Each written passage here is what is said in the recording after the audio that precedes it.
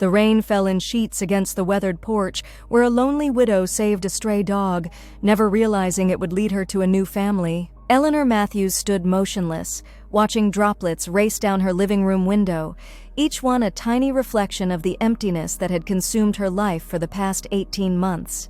The grandfather clock in the hallway, Richard's pride and joy, ticked relentlessly, marking time that no longer held meaning. Outside, the October storm bent the old oak trees along her property line, their branches swaying like mourners at a funeral. Eleanor wrapped her cardigan tighter around her thin frame, the wool scratchy against her skin. When had she last bought new clothes? When had she last cared? The house around her, once warm with laughter and the casual clutter of a shared life, now stood immaculate and silent. Too silent. The kind of silence that roared in your ears and made you want to scream just to remember the sound of a human voice. Even her own. "Tea," she murmured, her voice cracking from disuse. "Just need some tea." Her slippered feet whispered against hardwood floors as she made her way to the kitchen. The room was spotless, every surface gleaming, every item precisely placed. Eleanor had scrubbed and organized obsessively after the funeral, as if order in her external world could somehow restore order to her shattered heart. The kettle had just begun to whistle when she heard it, a sound so faint she might have imagined it. A whimper, then another, slightly louder, coming from the back porch. Eleanor frowned, turning off the burner. Probably just the wind, she told herself, but moved toward the back door nonetheless. When the sound came again, more insistent, unmistakably alive, something stirred in her chest. Curiosity, perhaps, or simply the long-dormant instinct to respond to another living being's distress. She flipped on the porch light and peered through the rain-streaked glass. At first, she saw nothing but the sheets of water cascading from the roof. Then movement caught her eye, a dark shape huddled against the base of the steps, trembling violently. Before she could think better of it, Eleanor unlocked the door and stepped out onto the covered porch. The cold air bit through her thin clothes, but she barely noticed as she squinted into the darkness. "Hello?" she called, her voice thin against the storm's fury. The shape moved again, and a pair of eyes, amber, frightened and desperately hopeful, reflected the porch light back at her. A dog, soaking wet, painfully thin, with matted fur and what appeared to be an injured paw held awkwardly off the ground. "Oh," Eleanor breathed, something cracking inside her frozen heart. "Oh, you poor thing." The dog whimpered again, a sound so full of misery and hope that Eleanor found herself moving forward, down the steps and into the rain. Cold water immediately soaked through her cardigan and slippers, plastering her gray hair against her skull, but she kept going. "It's all right," she murmured, crouching down slowly, extending one trembling hand. "I won't hurt you." The dog, some sort of medium-sized mutt with patches of black and brown visible beneath the mud, flattened its ears and cowered. But it didn't run. Couldn't run, Eleanor realized, noticing how the animal favored its right front leg. "You're hurt," she whispered, "and half-starved by the looks of it." For a long moment they regarded each other, two broken creatures in the rain.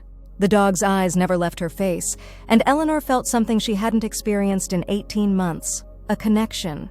Someone needed her. This moment mattered. "Come on then," she said softly, slipping off her sodden cardigan and carefully draping it over the dog's shivering body. "Let's get you inside." It took several minutes of gentle coaxing before the dog allowed Eleanor to scoop it up. It was lighter than she expected, mostly bone beneath wet fur. The animal tensed in her arms but didn't struggle as she carried it up the steps and into the house. In the kitchen's bright light, the dog looked even worse.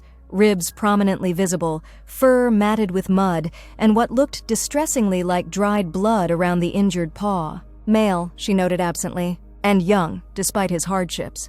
"First things first," Eleanor murmured, finding purpose in her movements for the first time in months. "Let's get you warm and dry." She gathered old towels from the linen closet, the ones she'd meant to donate but never got around to, and laid them on the kitchen floor.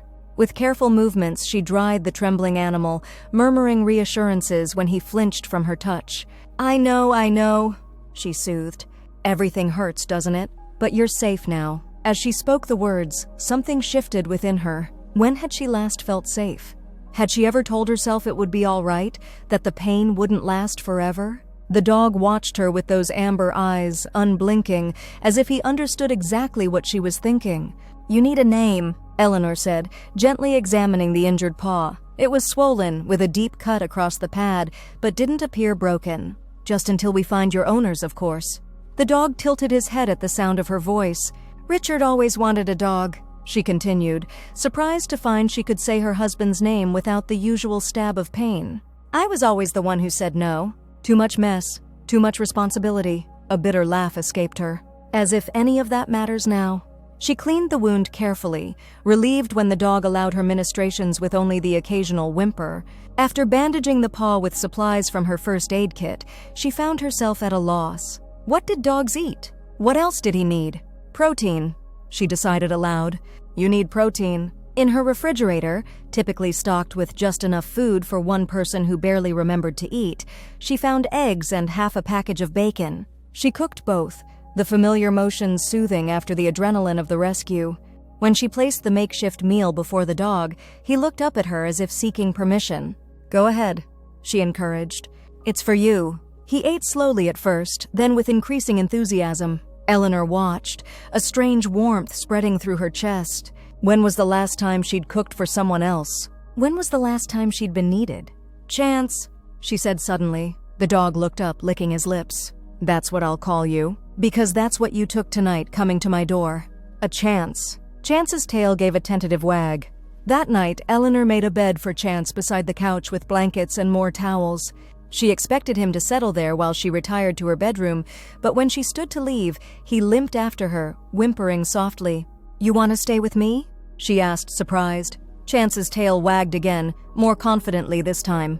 All right, Eleanor conceded. Just for tonight? In her bedroom, the king-sized bed that had felt so empty for 18 months suddenly seemed less vast with Chance curled at its foot. Eleanor listened to his soft breathing in the darkness, the steady rhythm somehow comforting.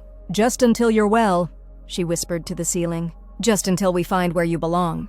But as sleep finally claimed her, the first deep, dreamless sleep she'd experienced since Richard's death, a small voice in the back of her mind whispered, maybe he already has. Morning brought clarity and doubt. Eleanor woke to find Chance watching her, his head resting on his paws, those amber eyes following her movements as she sat up. I should take you to a shelter, she said, running a hand through her tangled gray hair. Or at least to a vet to see if you're microchipped. Chance's ears drooped at her tone. Don't look at me like that, Eleanor sighed. I'm not equipped to take care of a dog.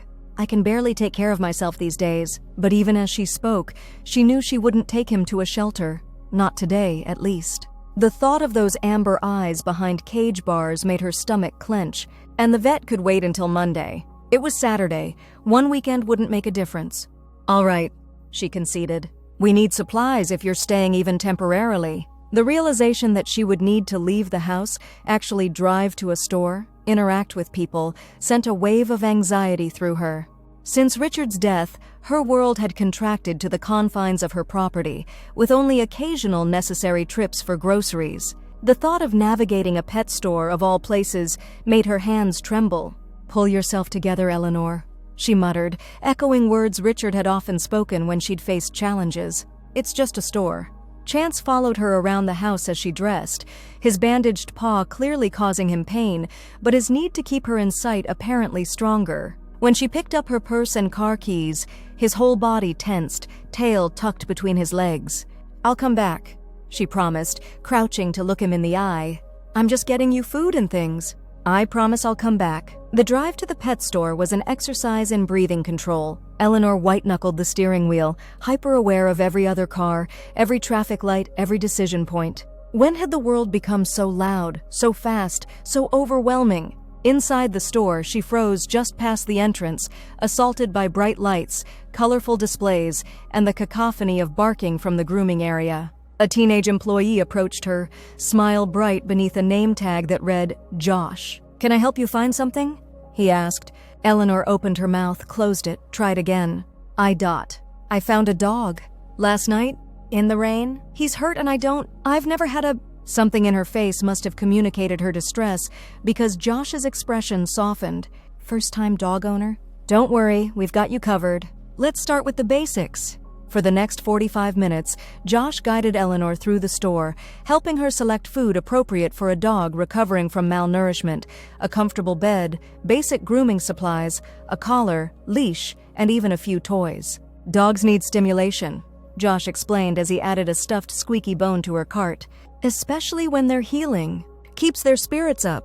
As he rang up her purchases, the total making her eyes widen slightly, Josh hesitated. You said he was injured? Eleanor nodded, describing the cut on Chance's paw.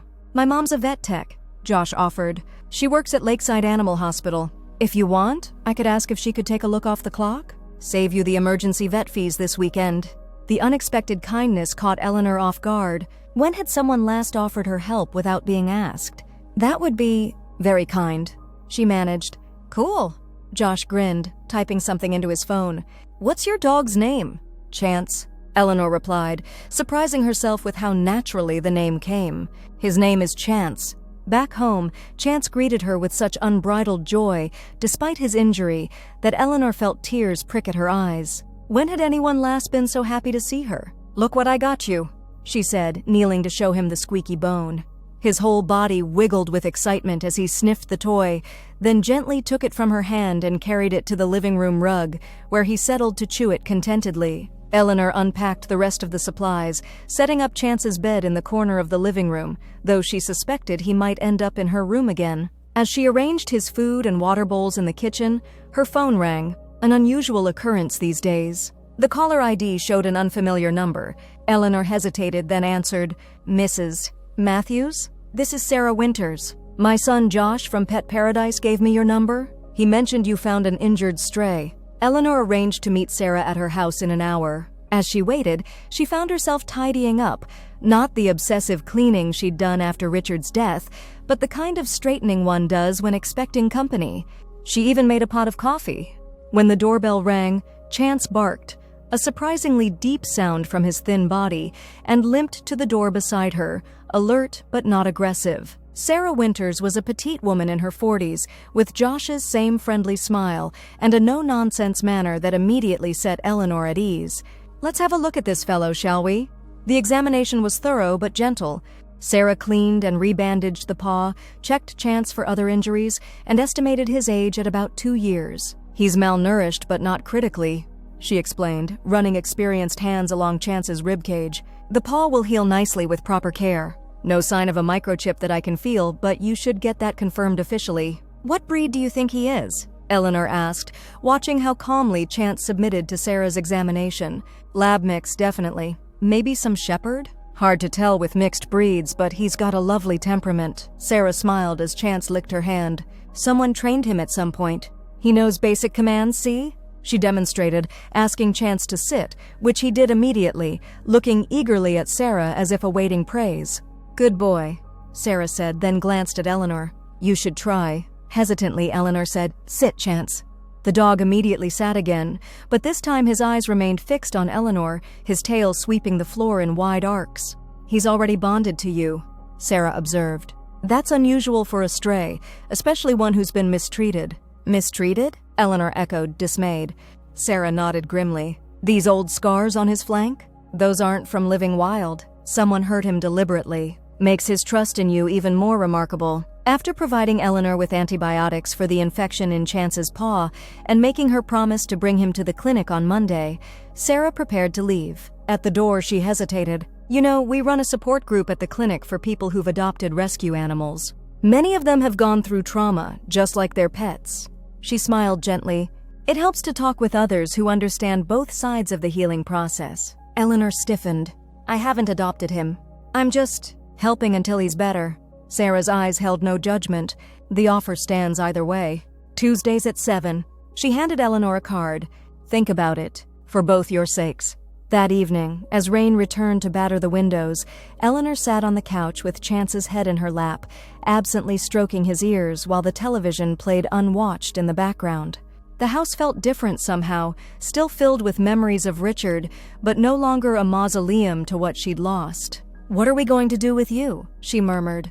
Chance sighed contentedly, pressing closer to her side. The weekend passed in a new routine centered around Chance's needs: feeding times, short walks to help him exercise his healing paw, administering his medication. Eleanor found herself talking more than she had in months, narrating her actions to Chance, telling him stories about the house, about the neighborhood, even carefully sharing memories of Richard. "He would have adored you," she told Chance on Sunday evening as they sat on the porch swing, watching fireflies emerge in the twilight. "He always wanted a companion for his fishing trips. Said I never had the patience for it." Chance rested his chin on her knee, those amber eyes watching her face as if absorbing every word. "Tomorrow we'll go to the clinic," she continued, her heart constricting at the thought.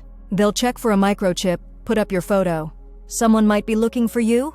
The dog's warm weight against her leg anchored her to the present in a way nothing had since Richard's death. The thought of losing that connection made her throat tighten painfully. Monday morning arrived with unwelcome clarity. Eleanor drove to Lakeside Animal Hospital with Chance in the passenger seat, his head hanging out the window despite the cool autumn air, ears flapping with obvious joy. "Don't get too comfortable," she warned him, even as she reached over to scratch behind his ears. "This might be a temporary arrangement." The clinic was busy, filled with the sounds of barking dogs, mewling cats, and the gentle murmur of conversation between owners and staff. Eleanor sat stiffly in the waiting area, Chance pressed against her legs as if sensing her discomfort in the crowded space. "First time here?" asked an elderly man seated beside her, a fluffy white cat carrier in his lap. Eleanor nodded tersely, hoping to discourage conversation. "Doctor, Reynolds is the best," the man continued, undeterred. "Been bringing my Snowball to her for 12 years now." "That your first dog?" "He's not mine," Eleanor said quickly. "I found him. He's a stray." The man peered at Chance, who was looking up at Eleanor with complete devotion. "Could have fooled me. Looks at you like you hung the moon." Before Eleanor could respond, a veterinary technician called, "Chance Matthews?" The examination was thorough. "Doctor." Reynolds, a brisk woman in her 50s with kind eyes behind practical glasses, checked Chance's paw, confirmed Sarah's assessment of his age and general health, and ran a scanner over his entire body. "No microchip," she confirmed. "Not terribly surprising given his condition when you found him. Based on the scarring, I'd say he's been on his own for several months at least." "So what happens now?" Eleanor asked, one hand resting protectively on Chance's back. "Doctor." Reynolds gave her an appraising look. "Normally we'd contact animal control. They'd hold him for the required waiting period, then put him up for adoption if no one claims him." Eleanor's fingers curled slightly in Chance's fur. "And if someone wanted to adopt him directly? That someone being you, Doctor?" Reynolds smiled. "We could start the paperwork today, with a final adoption date after the waiting period. You'd be fostering him officially until then." The word fostering felt safer somehow. Less permanent. Less of a betrayal to the life she'd had before. "I could do that," Eleanor heard herself say. The paperwork was simple enough, though Eleanor hesitated at the line asking for her phone number. "Do you need this? For contact purposes?" "We do, Doctor," Reynolds said gently. "But if you're concerned about privacy, we keep all client information confidential." Eleanor nodded and completed the form, then scheduled Chance's follow-up appointment for the following week. As they were preparing to leave, Reynolds added, "Sarah mentioned our Tuesday support group. I hope you'll consider coming." "I'm not much of a group person," Eleanor demurred. "Few of us are at first, Doctor," Reynolds replied with understanding. "But healing happens better in community, for dogs and humans alike." That evening, Eleanor found herself studying the support group flyer Sarah had given her. The thought of sitting in a circle with strangers, expected to share her feelings, made her palms sweat. She hadn't even attended a grief group after Richard's death, preferring to wall herself away with her pain. But as she watched Chance sleeping peacefully in his new bed, which she'd moved to her bedroom despite her earlier resolutions, she wondered if she owed it to him to try. He was making such efforts to trust again, despite his past trauma. Could she do any less? Tuesday evening found Eleanor sitting in her car outside Lakeside Animal Hospital, gripping the steering wheel as she had during her first trip to the pet store. Chance sat in the passenger seat, head tilted quizzically as if asking why they weren't going inside. "This is ridiculous," she muttered. "I'm a 62-year-old woman afraid of a support group." Chance nudged her arm with his nose. All right, she sighed. 10 minutes. We'll stay 10 minutes, and if it's awful, we're leaving." The group met in a large room behind the clinic, chairs arranged in a casual circle rather than the rigid formation Eleanor had feared. About a dozen people were already there, some with dogs of various sizes, others alone. Sarah waved from where she was setting up a refreshment table. "Eleanor and Chance, I'm so glad you came," she said warmly, coming over to greet them. "Let me introduce you to everyone." Before Eleanor could protest, she found herself being guided around the room, meeting other rescue animal owners: Marcus with his three-legged pit bull, Bella, Jasmine and her formerly feral cat, now contentedly riding in a special backpack, elderly Thomas with a parrot that had been rescued from a hoarding situation, and several others whose names and stories blurred together in Eleanor's anxiety. When the meeting officially began, Eleanor sat stiffly on the edge of her chair, Chance settling calmly at her feet. The group leader, a counselor named Michael who specialized in human-animal bonds, welcomed everyone warmly. "For our newcomers," he explained, "this isn't traditional therapy. We're here to support each other through the unique challenges and joys of building relationships with animals who have experienced trauma. Sometimes that means talking about our animals' progress, sometimes it means discussing our own." To Eleanor's relief, there was no pressure to share immediately. The session began with updates from regular members, small victories like a dog finally sleeping through the night, challenges like anxiety-induced destructive behaviors, and strategies that had helped both animals and owners cope with triggering situations. Eleanor found herself listening intently as Marcus described how his pit bull Bella had finally allowed him to touch her missing limb's scar tissue after 6 months of patient trust building. "It wasn't just a breakthrough for her," he explained, his voice thick with emotion. "It was for me too. After my accident," he gestured to his own prosthetic leg, which Eleanor hadn't noticed earlier, "I wouldn't let anyone near my residual limb. Not doctors, not physical therapists, no one.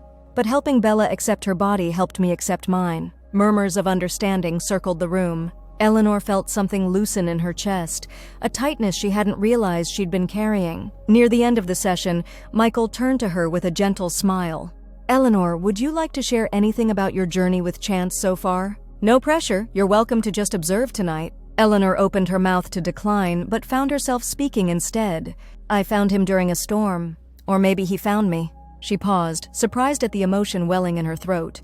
"My husband died 18 months ago. Since then, I've just been existing. Not living, just taking up space." Chance pressed against her leg as if offering support, and Eleanor drew strength from his warmth. "But since Chance arrived, I've had to engage with the world again. Go to stores. Talk to people. Make decisions." She swallowed hard. "It's terrifying, honestly. And exhausting.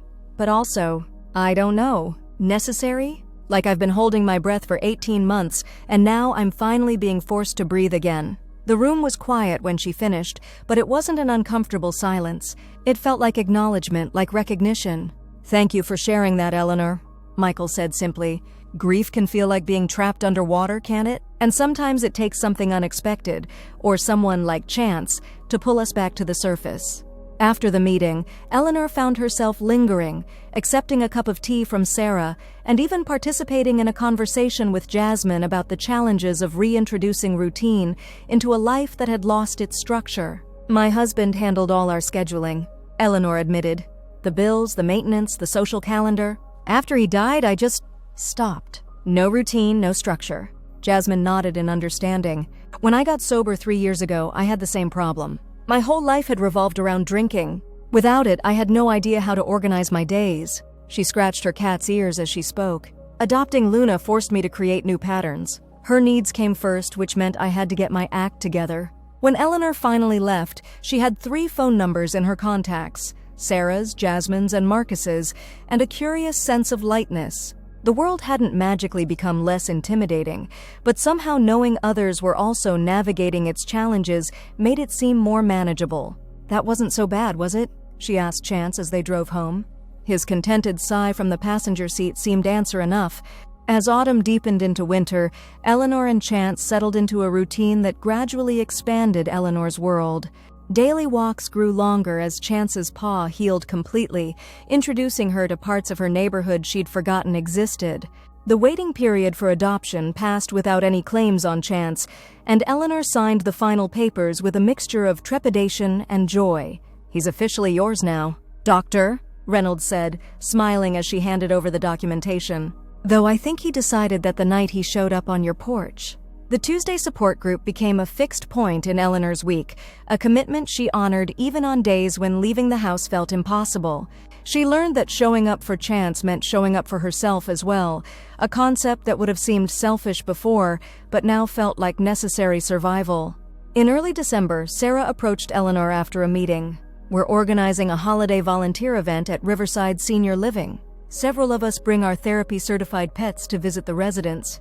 She eyed Chance thoughtfully. Chance has the perfect temperament for therapy work. Would you consider getting him certified? We could help with the training. Eleanor's first instinct was to refuse. The thought of entering a senior living facility, a place that represented what might have been her and Richard's future together, made her chest constrict painfully. But Chance was looking up at her with those amber eyes, and Eleanor found herself wondering what he might have become if he'd stayed a frightened stray, if he'd never taken the chance on her porch that rainy night. I'll think about it, she said carefully, which was more than she would have offered 2 months earlier. That evening at home, as snow fell gently outside the windows, Eleanor found herself opening boxes she'd sealed after Richard's death. Photo albums, mementos, the physical evidence of their life together that had been too painful to face. Chance watched curiously as she sat cross-legged on the living room floor, surrounding herself with memories. There were tears. How could there not be? But they felt different now, cleansing rather than drowning. This was our trip to Yellowstone, she told Chance, showing him a photo of her and Richard standing beside a steaming geyser, their faces younger, her hair still brown. Richard wanted to see every national park before he turned 60. She traced his smiling face with one finger. He made it to 27 of them. Chance rested his head on her knee, his presence solid and warm. You would have liked him, Eleanor continued, turning pages in the album. He was patient and kind. Funny too, though his jokes were terrible. A watery laugh escaped her. So terrible. Page after page, memory after memory, Eleanor shared her life with Chance, who listened with the uncomplicated attention only animals can offer. When she finally closed the last album, the clock showed it was past midnight. He wouldn't have wanted this for me, she said quietly, looking around at the shrine-like quality her house had taken on. He'd be so mad if he knew I'd stopped living because he did. The next morning, Eleanor called Sarah. What would I need to do to get Chance certified as a therapy dog? The training process was more demanding than Eleanor had anticipated, requiring both Chance and herself to master specific skills. Chance needed to remain calm in chaotic environments, ignore food unless given permission, accept handling from strangers, and maintain his gentle temperament regardless of circumstances. Eleanor, meanwhile, had to learn to read his subtle stress signals and advocate for him when necessary. The relationship between handler and therapy dog is a partnership. Their trainer explained during their first session, you have to trust each other completely. This trust was tested repeatedly during their training visits to increasingly challenging environments, busy parks, crowded pet stores, and finally, a rehabilitation center where patients in various stages of recovery practiced physical therapy with walkers, wheelchairs, and other equipment that might startle an unprepared dog. Through it all, Chance proved himself extraordinary. His intuitive understanding of human emotion, which Eleanor had experienced firsthand, extended to everyone he encountered. He seemed to know instinctively which patients needed gentle attention and which would appreciate more playful interaction. He's a natural, the trainer told Eleanor after their final evaluation session. And so are you, by the way. Not every handler develops such clear communication with their dog. The certification came through 2 days before the scheduled visit to Riverside Senior Living. Eleanor hung the official therapy dog vest on a hook by the door, equal parts proud and terrified. We're really doing this, she told Chance, who wagged his tail enthusiastically. The morning of the visit, Eleanor found herself taking unusual care with her appearance, styling her gray hair instead of simply pulling it back, applying light makeup, selecting an outfit that wasn't her usual practical pants and sweater. It had been so long since she'd dressed for other people's eyes that the process felt almost foreign. Riverside Senior Living was a modern facility set among carefully landscaped grounds now covered in snow. Eleanor parked in the visitor's lot, her hands trembling slightly as she attached Chance's therapy vest and leash. We can do this, she murmured as much to herself as to him. Inside, the lobby was decorated for the holidays, a large Christmas tree sparkling with lights and ornaments. Several other therapy dogs and their handlers were already gathered, including Marcus and Bella. Eleanor felt a rush of relief at seeing a familiar face. "First official visit?" Marcus asked with understanding. "The first one's the hardest. Just follow Chance's lead, he'll know what to do." The residents were gathered in a large community room, some in wheelchairs, others using walkers or seated independently in comfortable chairs. Their faces lit up as the therapy dogs entered, and soon the room was filled with the gentle chaos of introductions and interactions. Chance moved confidently through the space, approaching residents with a perfect balance of enthusiasm and gentleness. Eleanor followed, introducing herself and answering questions about Chance's breed, age, and rescue story. With each interaction, her anxiety receded slightly, replaced by the simple pleasure of witnessing the joy Chance brought to people who clearly needed it. They were about halfway through the room when Eleanor noticed a man sitting slightly apart from the others, watching the proceedings with a wistful expression. He was perhaps in his late 60s, with silver hair and a neatly trimmed beard.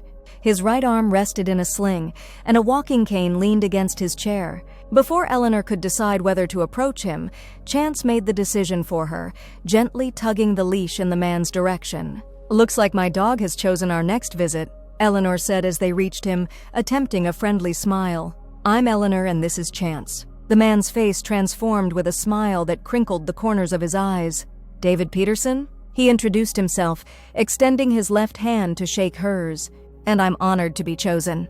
Chance immediately placed his head on David's knee, looking up at him with what Eleanor recognized as his most soulful expression. David chuckled, using his good hand to stroke Chance's ears. "You're a handsome fellow, aren't you?" he said appreciatively. "And clearly an excellent judge of character." "He seems to think so," Eleanor replied, finding herself relaxing into the conversation. "Though he also eats socks occasionally, so his judgment isn't infallible." David laughed, a warm sound that somehow made the room feel brighter. "Fair point. What's his story?" "I assume from the vest he hasn't always been a therapy dog." Eleanor found herself sharing Chance's rescue story, including how he'd appeared on her porch during a storm and how his presence had gradually drawn her back into the world after her husband's death. She hadn't intended to reveal so much to a stranger, but there was something about David that invited confidence. "I understand completely," he said when she finished. "I lost my wife Caroline 5 years ago. Cancer." His fingers continued their gentle rhythm in Chance's fur. "After I threw myself into work, I was a high school English teacher, until a stroke forced me to retire last year. That's why I'm here. Rehabilitation." He gestured to his sling. "Temporary accommodation while I learn to function with my new limitations." "I'm sorry," Eleanor said, meaning it. "About your wife." "And the stroke." David shrugged, a movement that suggested acceptance rather than dismissal. "Life continues to surprise us, doesn't it? Sometimes terribly, sometimes wonderfully." He smiled down at Chance, sometimes with unexpected visitors on rainy nights. Their conversation flowed easily after that, moving from their shared experience of grief to books they'd enjoyed. David was a devoted mystery reader, while Eleanor preferred historical fiction, to favorite places they'd traveled. He'd taught English in Japan for a year in his 20s. She and Richard had preferred European destinations. Eleanor was startled when Sarah appeared at her elbow, gently reminding her that the visit was scheduled to end soon. She looked at her watch in disbelief. Nearly an hour had passed while she was talking with David. "I've monopolized your time," David said apologetically. "You probably should have visited more residents." "Not at all," Eleanor assured him. Chance clearly knew exactly where we needed to be. As they prepared to leave, David hesitated, then asked, "Do you and Chance visit regularly? Or was this a one-time event?" "We're just getting started," Eleanor replied, surprised at her own disappointment at leaving. "But I think we'll be coming back. Chance seems to enjoy it." "Chance has excellent taste," David said with that warm smile. "I hope I'll see you both again." Outside in the parking lot, Sarah caught up with Eleanor. "I saw you chatting with David Peterson. He's one of the newer residents. Started in the rehabilitation wing about 3 months ago, but has been making great progress." "He's very nice," Eleanor said carefully, uncertain why her cheeks felt warm. Sarah's smile was knowing. "He's also single, loves dogs, and from what the staff tell me, hasn't connected with many visitors until today." "Sarah," Eleanor protested, "I was just being friendly." "As a therapy dog handler?" "Of course," Sarah agreed too readily. Though you might be interested to know we visit Riverside every other Thursday, just in case you and Chance want to establish a regular schedule." That night, Eleanor found herself thinking about David as she prepared for bed. There had been something comfortable about their conversation, a natural rhythm she hadn't experienced with anyone new in years. During her marriage, Richard had been the social one, drawing people into their orbit with his easy charm, while Eleanor played a supporting role. The idea that she could connect with someone on her own, especially now after months of isolation, was both surprising and affirming. "What do you think, Chance?" she asked as the dog settled onto his bed beside hers. "Should we make Riverside a regular stop?" Chance's tail thumped enthusiastically against the floor. 2 weeks later, Eleanor and Chance returned to Riverside. If Eleanor took extra care with her appearance again, she told herself it was simply professional courtesy as a therapy dog handler. And if her eyes scanned the community room for a particular silver-haired man, it was merely because Chance had connected so well with him last time. David was there, seated in the same area but looking noticeably stronger. His arm was no longer in a sling, though he still used the cane. His face brightened when he spotted them, and he raised a hand in greeting. "I was hoping you'd come back," he said as they approached. "I've been telling everyone about the remarkable dog who visited me." Chance greeted David like an old friend, pressing against his legs and accepting ear scratches with blissful contentment. "He remembers you," Eleanor observed. "Dogs are better than people that way," David replied. "Their memories aren't clouded by overthinking." He looked up at Eleanor with those kind eyes. "How have you been?" Their conversation picked up as if there had been no 2-week gap, flowing from updates on their lives to deeper discussions about the challenges of rebuilding after loss. Eleanor found herself sharing things she hadn't voiced even in the support group, how she sometimes still set 2 places at dinner before catching herself, how Richard's favorite songs could ambush her in grocery stores, how she'd kept his voicemail message saved for months after his death just to hear his voice. David listened without judgment, occasionally offering his own experiences with grief's strange geography.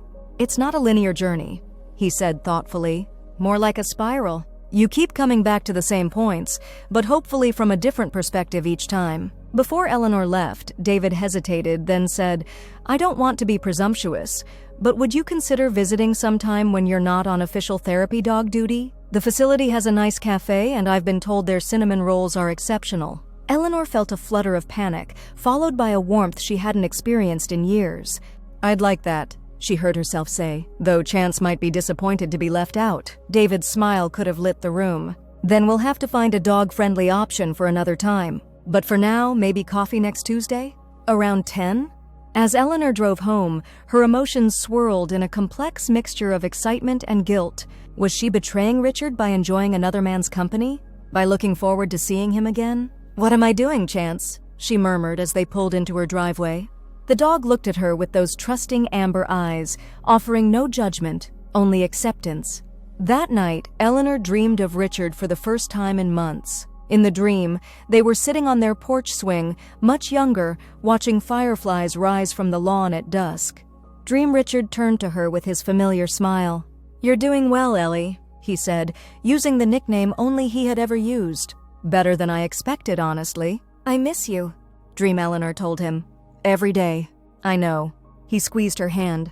"But you're starting to live again. That's what matters." She woke with tears on her cheeks, but a curious sense of peace in her heart. Tuesday arrived with clear skies and cold sunshine. Eleanor dressed carefully in a blue sweater Richard had always said brought out her eyes, then immediately changed into a green one she'd bought after his death. Some lines still needed to be drawn.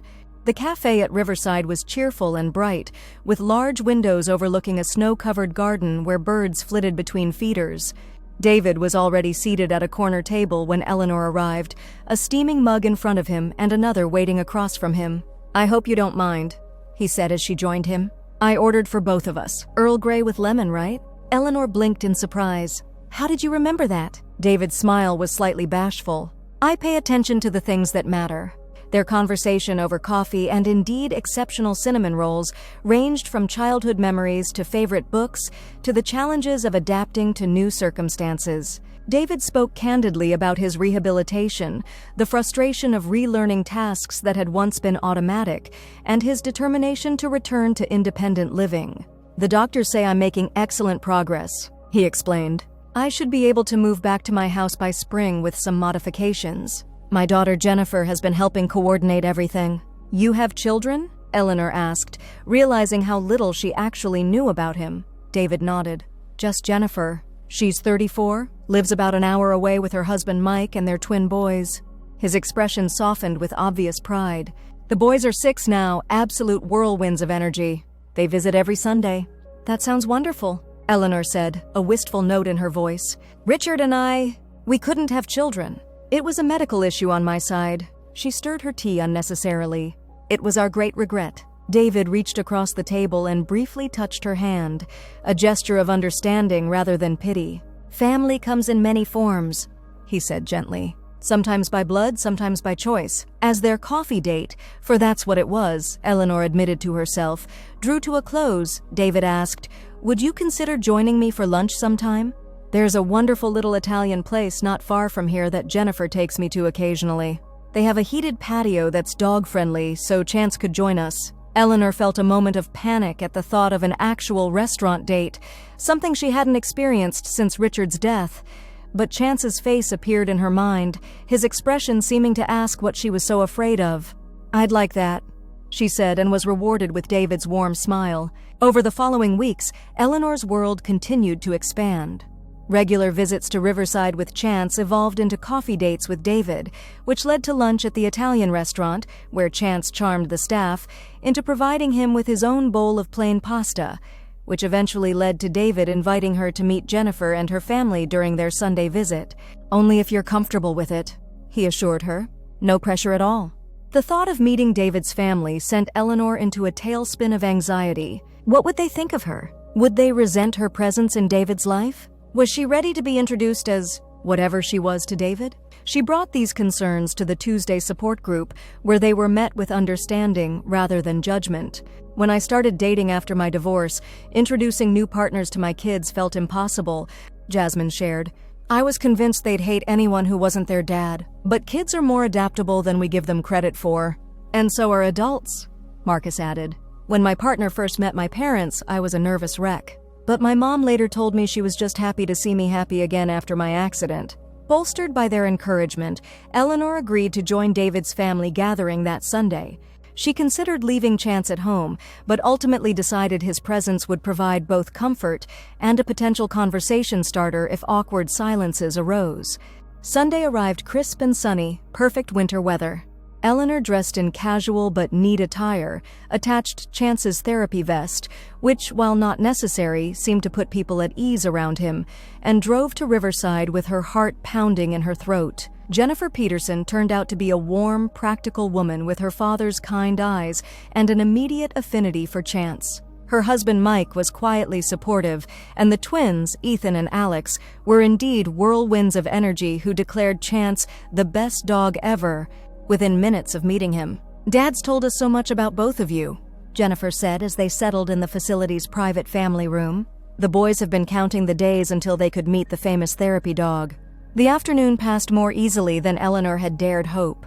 The twins alternated between playing with Chance, who displayed infinite patience with their enthusiasm, and sharing their school adventures with their grandfather, who listened with genuine interest to every story. "You have a lovely family," Eleanor told David quietly as they watched Jennifer helping the boys build an elaborate structure with blocks. "They are pretty special," he agreed, then hesitated before adding, "You fit well with us, you know. The boys already adore you, though Chance may have something to do with that, and Jennifer mentioned how happy she is to see me enjoying company again." Eleanor felt a warm glow spread through her chest, a feeling of belonging she hadn't experienced in too long. As winter melted into spring, Eleanor and David's relationship deepened.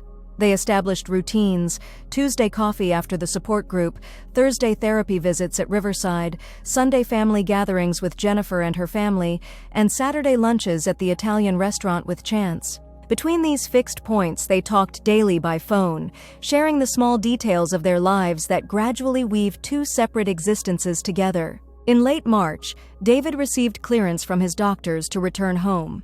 His house had been modified with railings, a stair lift, and other accommodations to support his continued independence as he recovered.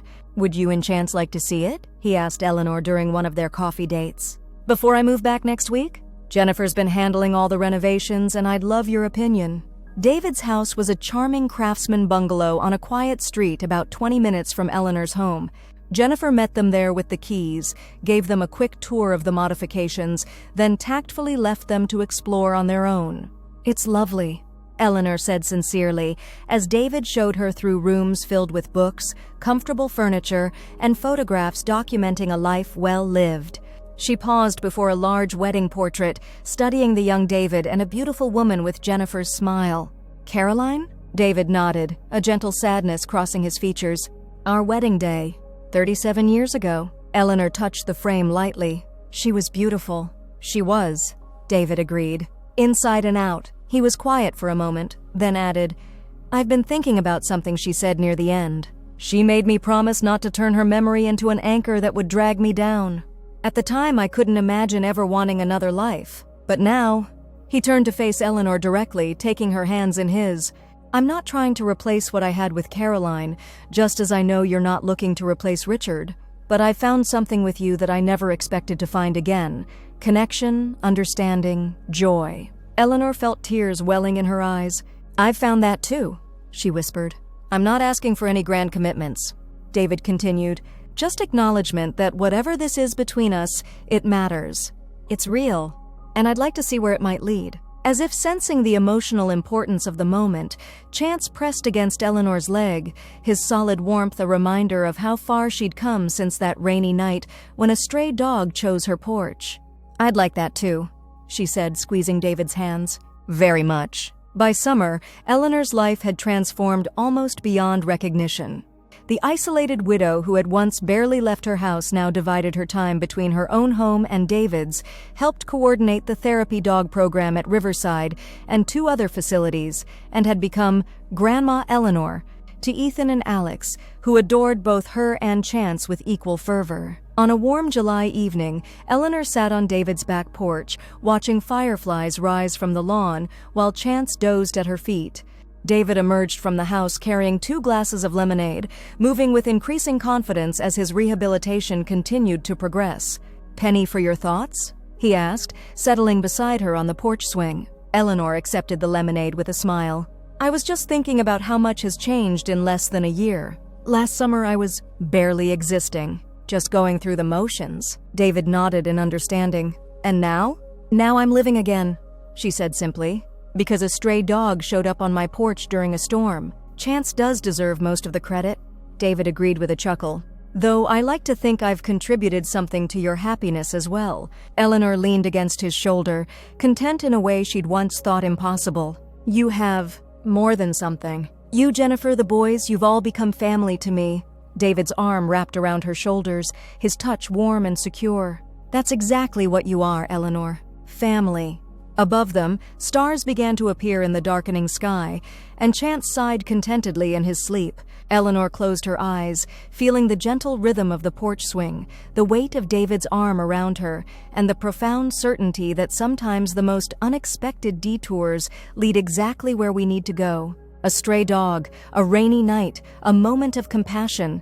These were the threads that had woven her back into the fabric of life. Not replacing what she had lost, but creating something new, something equally precious in its own way. "Family," she echoed softly, the word feeling like both a beginning and a homecoming.